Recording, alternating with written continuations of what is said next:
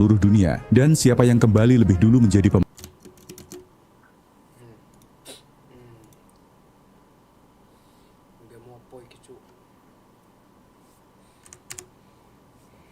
Stres.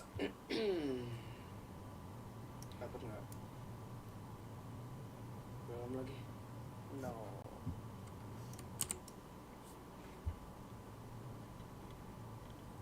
Lapar men.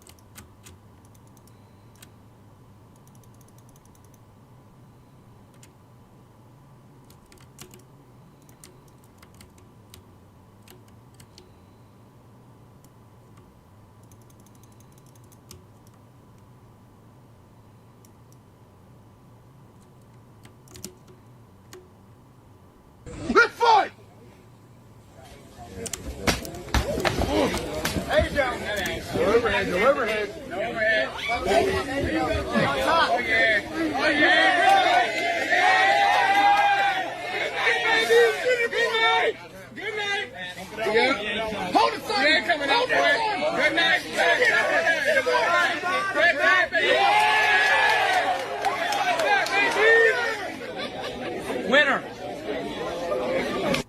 Let's fight!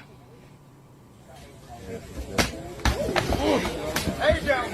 Overhead, overhead. Overhead. Oh, yeah. Oh, yeah.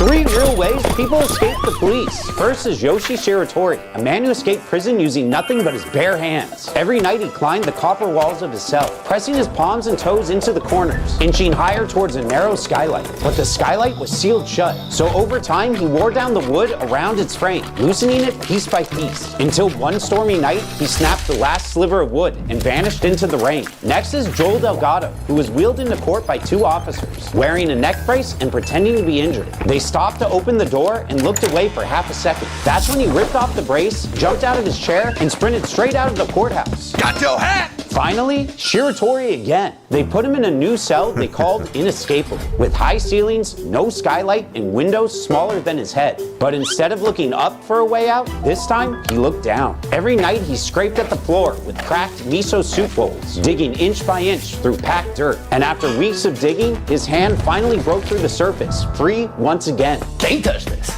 Three real ways people escape the police. First, I learned that Chachi. Do you want? This biker was riding past a homeless camp when something terrifying happened. Hello. Sorry.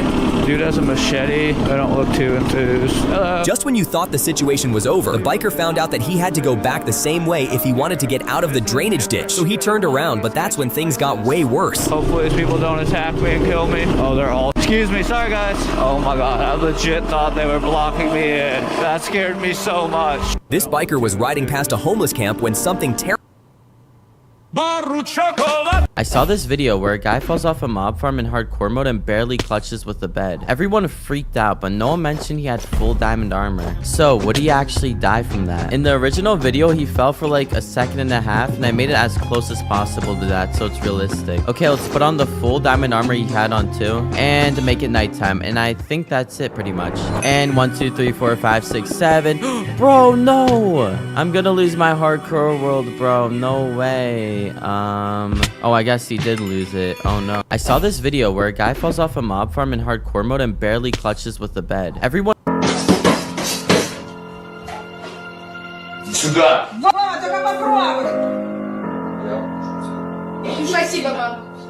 Somebody no foot.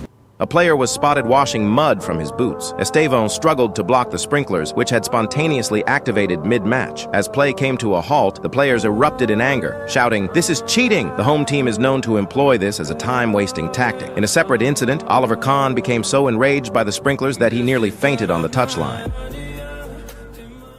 A player was spotted... After Atlas asks Superman to take on his burden for just one day so he can walk his daughter down the aisle at her wedding, Superman decides to accept the request and becomes responsible for holding the weight of the entire world on his shoulders. But as Clark feels the immense weight, he is shocked and asks how long Atlas will be gone. At that moment, Superman realizes that Atlas has already left and prepares himself for the longest day of his life. As the news spreads that Superman is out of the city, several villains try to take advantage of the situation. At the same time, many heroes step in to cover for him, such as his cousin Supergirl and even teammates like the Flash, while Clark grows more and more exhausted from carrying the weight of everything. Later, as Lois Lane becomes unsure about what to write in the newspaper and Superman starts to fear that Atlas might never return, Atlas finally appears again and asks Clark how things are going. With a trembling, after Atlas asks Superman to take on his burden for just about this fantasy. Inilah yang akan terjadi kalau pemain woman NBA berani buat nantang pemain NBA coy. Karena ujung-ujungnya dia dibully abis-abisan, becir. I'm glad she's that confident in her abilities. She's also a little delusional. Jadi, momen itu dialamin sama Brittney Griner, pemain basket profesional di Liga Women NBA. Ya, meskipun bentukannya kayak lanang gini, tapi dia ini betina coy. Nah, Brittney Griner ini termasuk salah satu dari bejibun pemain Women NBA yang ngerasa skillnya setara sama pemain NBA. Sampai pada akhirnya dia berani buat nantang pemain NBA DeMarcus Cousins buat bayuan basket sama dia. Panas lang ano, panas. Panas lang ano.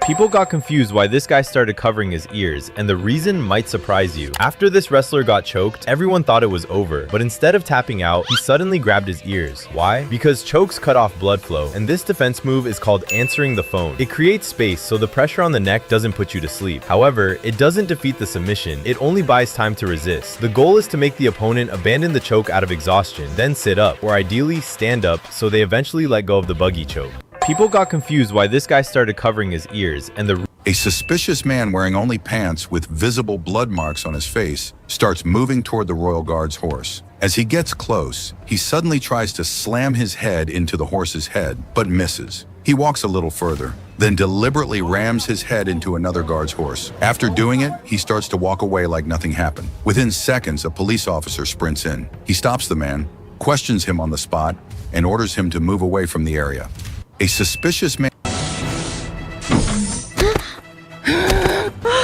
Before every competition, he would wait until no one was looking, then slip performance-enhancing drugs into the athlete's shoes. Next, he had the team members shave their legs completely. Right before the event began, the drugs were injected directly into their bodies to ensure maximum effect. The syringes were then tossed into drink cans to hide them, collected by a designated person, and thrown away together in the trash. To make sure nothing could be traced, the coach even paid top dollar for the best makeup artist to conceal the needle marks on the athlete's skin. As expected, the doped-up athlete won the competition without breaking a sweat. But the moment the athlete returned to the locker room, testing officials showed up unannounced. Seeing them coming in hot, the coach quickly said the athlete was in the shower, then casually shut the door behind him. He pulled out a bag of saline solution he'd prepared in advance and began infusing it into the athlete's body. As long as the blood concentration stayed under 50 milliliters, it wouldn't be flagged as a violation. The officials outside started pressing harder, so the coach squeezed the IV bag with all his strength to dilute the drugs in the bloodstream as fast as possible. Just as the officials were about to lose their patience, the door finally opened. Hey, sorry to keep you waiting. You want to come on in? Yes, please. Before every competition, he would wait until no one was looking, then slip performance-enhancing drugs into the athlete's shoes. Next, he had the team members shave their legs completely. Right before the event began, the drugs were injected directly into their bodies to ensure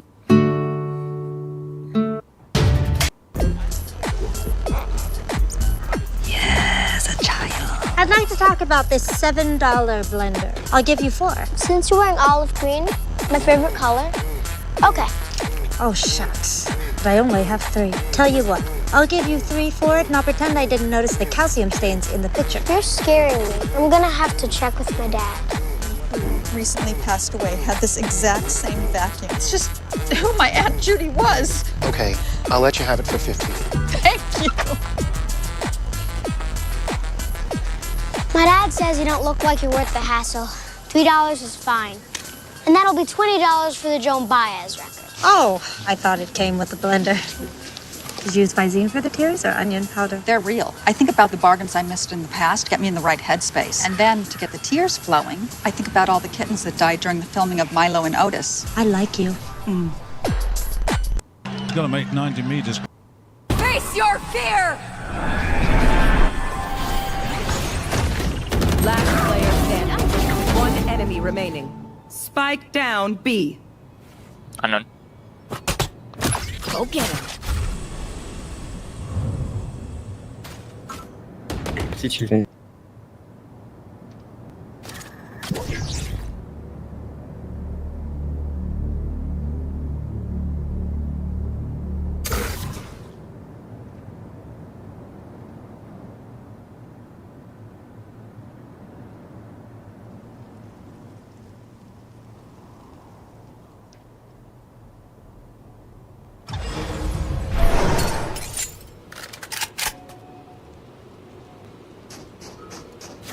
Ten seconds left.